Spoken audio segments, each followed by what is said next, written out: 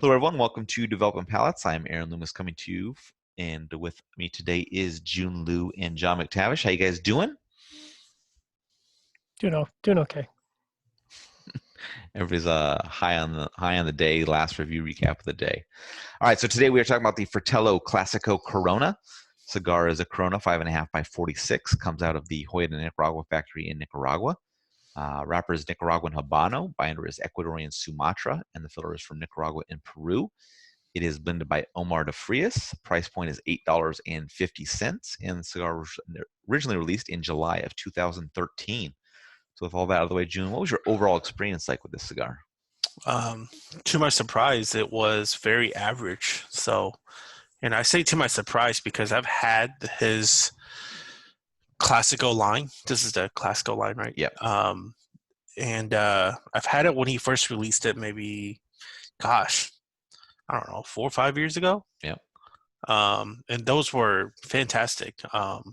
It's it was mild in strength, which is kind of like his blending style.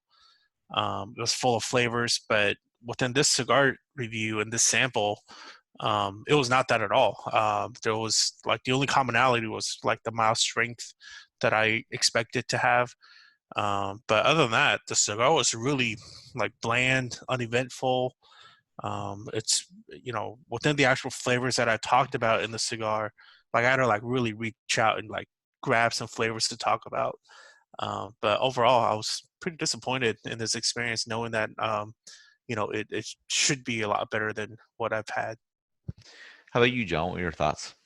To my surprise, it was a good experience, and I say that because Fratello in the past is, and this is a me thing. This is not a Fratello thing. I just really haven't gravitated towards his blending style. I know a lot of people do, so I was quite surprised because I was hesitant going to the review, and I was really impressed with the layers of flavor that he built upon. So in the first third there, I mean, there was a lot of notes going on. There's cocoa and baking spices and some cedar, and oftentimes those flavors can be really intense. But like June was saying, I think he really sticks to that sort of light plus profile. And I mean, at the highest point, this is maybe a medium minus, maybe, but I think light plus is where this cigar lives. And it just goes to show that you can build a really engaging, really interesting cigar that doesn't blow your socks off in terms of strength or flavor intensity. Middle third was mostly driven by cedar and some baking spices and cocoa. Last third fell off a little bit for me. There was some cereal sweetness there and some earthiness, and much of that complexity from the first and second third just wasn't present in the last third. But overall, this was tasty, and I'd be happy to smoke this again. What was your overall experience like, Aaron? Yeah, for me, the cigar started with charred oak and mustiness. A little bit of black pepper joined in. Toasted note replaced the mustiness. Second third saw the pepper leave and a vegetable note join in at the end.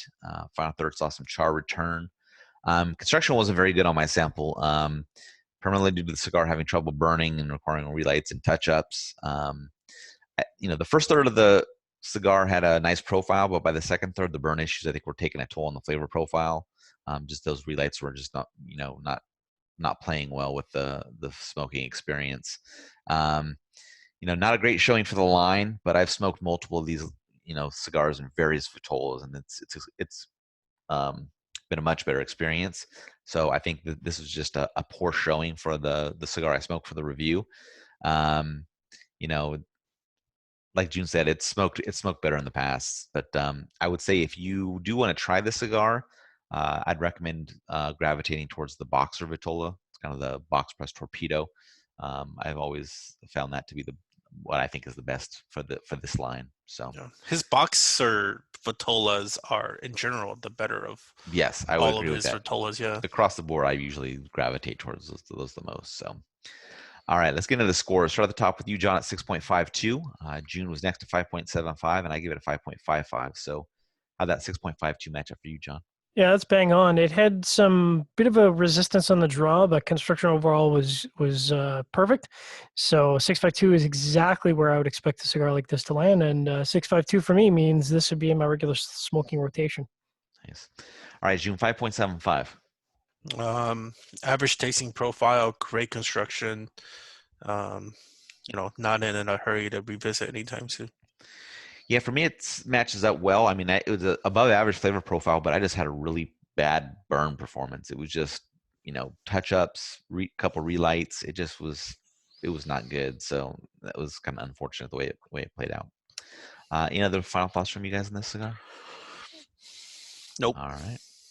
Well, if you're just catching this video on YouTube, be sure to subscribe to us. We'll also check out the full written review on the website, developingpalates.com. Follow us on all the social media channels, and you can catch all of our review recaps on podcasts. So iTunes, Google Play, and Podbean. Thank you for tuning in. We'll catch you on the next one.